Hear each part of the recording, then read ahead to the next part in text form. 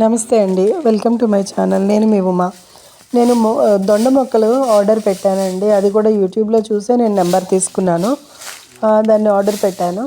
రాజమండ్రి దాటి ఎక్కడో అక్కడి నుంచి పంపించారు అతను. నేను అమౌంట్ వేసేస్తే అతను బస్సులో పంపించేశారు. చూశారు కదా, ఆ ట్రేలోని 100 మొక్కలు పంపించారు. మొక్కలు బాగానే ఉన్నాయి. పెద్ద కొంచెం లావుగా ఉన్న బొడ్డు లావుగా ఉన్నదే వచ్చింది. చూస్తున్నారు కదా, ఇదిగో బాగానే ఉంది. చిగురు కూడా ఉంది. చిగురు పాడవకుండా బాగానే వచ్చింది. ఇప్పుడు దీన్ని నేను తీసి కింద పెట్టిస్తున్నాను. కింద పెట్టి కొంచెం నీళ్ళు చల్లుదాము అనేసి అని. ఎందుకంటే ఆల్రెడీ 1 డే అయిపోయింది. అతను వేసిన రోజు ఒకటి, నెక్స్ట్ డే మేము తోటకు తీసుకొచ్చాము.